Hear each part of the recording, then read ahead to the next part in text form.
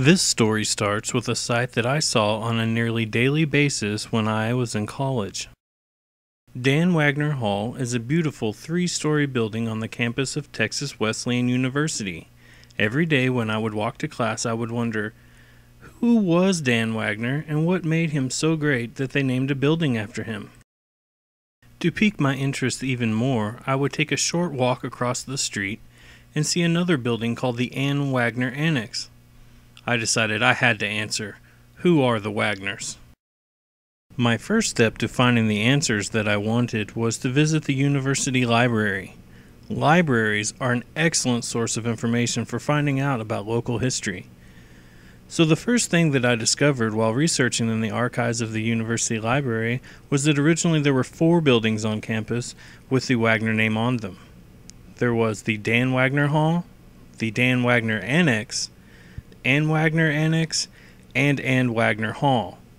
Ann Wagner Hall no longer exists on the campus, but is a big part of the history of Texas Wesleyan because it was the first hall to be built on campus.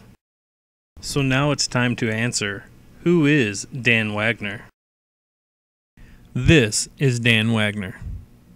Dan Wagner was born in Tennessee on July 7, 1828. You know where Tennessee is on the map, don't you? Of course you do. It's right here. So originally Dan Wagner was born in Tennessee, but he was brought to Texas in the middle of the 1840s when his family settled in Hopkins County. In 1849, Dan Wagner founded Wagner Ranch, which was the Triple D brand. He started with a small operation but worked hard to grow and be as profitable as possible. By 1850, Dan Wagner bought 6 horses and 242 head of longhorns and began the business of buying and selling cattle. In 1851, he had increased his herd and property substantially. Wagner prospered and quickly expanded his operations to include more pastures and more herds. In 1870, with his son Tom, Dan Wagner led a cattle drive to Kansas City and returned with $55,000 in his saddlebags.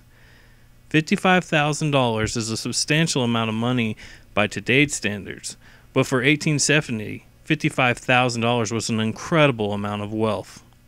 With his new wealth, he increased his operations to thousands of head of cattle, and his pastures spanned over 5 counties. Even today, the Wagner family owns the largest privately owned sector of land in Texas. The Wagner Ranch was thriving, and the decision was made to create a headquarters for the Wagner Ranch. Being new to wealth, Wagner knew that he wanted to establish himself as a wealthy man.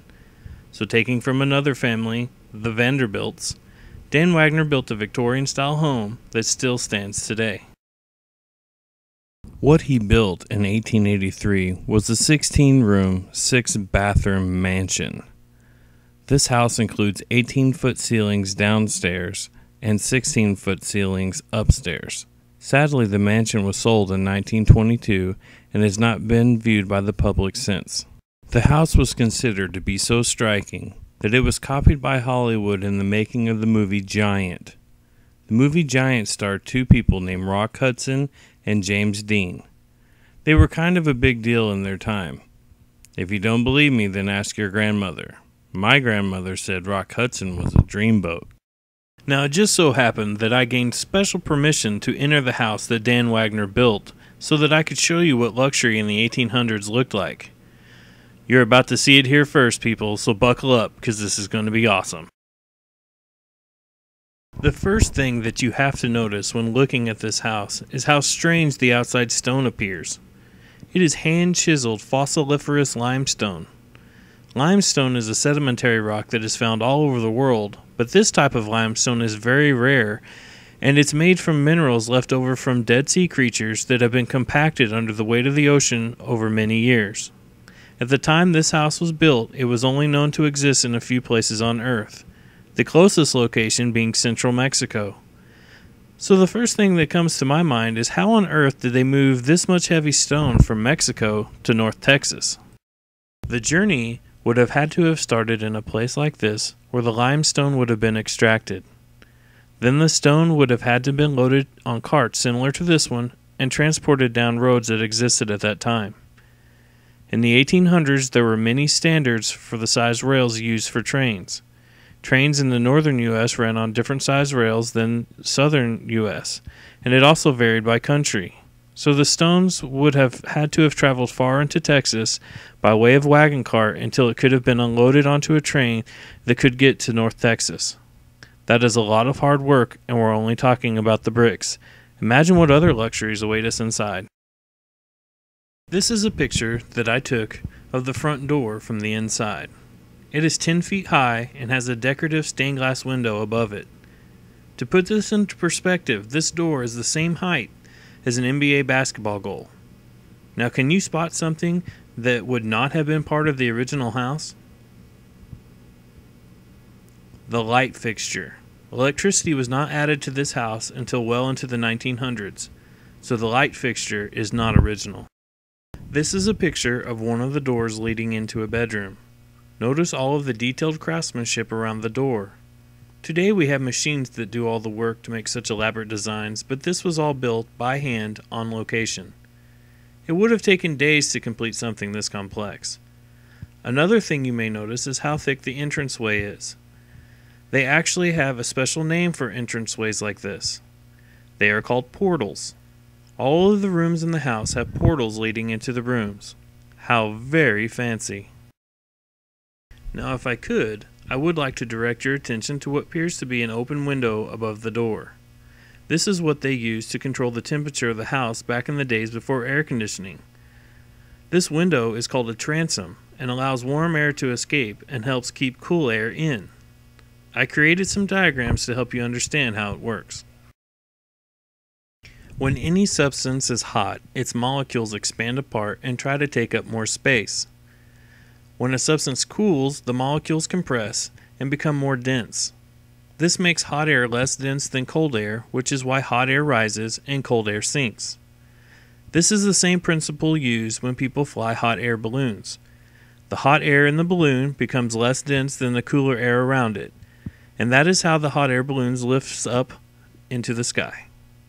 If the transom is left closed, then the hot air will continue to expand and spread downward to the cooler air, causing the room to become hot. But if the transom is opened, the expanding warm air will combine with the rising warm air in the hallway, and it will rise up to the second story. That is where a window or two should be left open to allow the heat out. It's kind of a trick setup for when it was made. This would have been considered a luxury by all. Dan Wagner appreciated art. He appreciated art so much that he summoned a man named Decker to travel from France to fresco his ceilings. I had no clue what that meant, so I had to look it up, and I found out that fresco is a type of art used when painting wet plaster. So the ceilings in the Wagner house are frescoed. This is called a pocket door. These massive doors slide into the wall to save space needed to open such a large door. This was built way before they started using them in Star Trek. This is the most technological thing I found at the Wagner home. This device located near the front door was used to summon the butler. From the major rooms of the house, a device could be used to activate this device, and the butler could immediately see where he was needed. Pretty sweet, huh? Have you ever heard the saying, "They don't make them like they used to"? It's true, they don't. This is a picture that I took of a 2x4 I bought at the local lumber yard. Do you notice anything fishy? It's not 4 inches, is it? Look how it measures the other way. That's not 2. The truth is, the lumber industry quit making 2x4s 2 inches by 4 inches a long time ago because that size was difficult for them to produce a high profit. So they decided to reduce the size of the boards so they could get more boards out of every tree. But this house was built so long ago that the wood was still measured out the way it was spec'd out to be. I went to the scariest basement ever to prove it to you. There it is, folks. A real 2x4. Finding one is like seeing Bigfoot. No one is ever going to believe you. Well, I hope you have enjoyed my tour of the Wagner home, because I really enjoyed making it for you. I hope this makes you think about what else you see every day. Is your school named after someone? What about the city or town that you live in? Do a little investigating and see what you can find out about your local history. You'll be glad that you did.